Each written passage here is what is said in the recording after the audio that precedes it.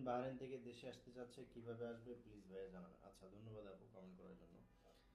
বর্তমান বাহরাইনের যে Gulf airlines কিন্তু অলরেডি তারা গত 6 তারিখে তারা অ্যানাউন্স করেছে আগামী 11-12 এপ্রিল থেকে আগামী 26 এপ্রিল পর্যন্ত তারা স্পেশাল ক্যাটাগরি ফ্লাইট অপারেট করবে। সেটা হচ্ছে ঢাকা টু দাম্মাম, দাম্মাম থেকে দেন হচ্ছে বাই রোডে বাস দিয়ে দেন হচ্ছে বাহরাইনে পৌঁছায় দিবে। কুয়েতের যাত্রীদেরকে যেভাবে আসলে তারা ফ্লাইট অপারেট করছে জাজিরা এয়ারলাইন্স বা কুয়েত এয়ারওয়েজ ট্রানজিট ভিসার মাধ্যমে, সো এইভাবে তারা অপারেট করছে। এবং বাহরাইনে যারা আছে, যদি বাহরাইনের যাত্রীরা যদি দেশে আসতে চায় ইমার্জেন্সিভাবে, টিকিটের রেট অনেক হাই হবে, অনেক বেশি হবে।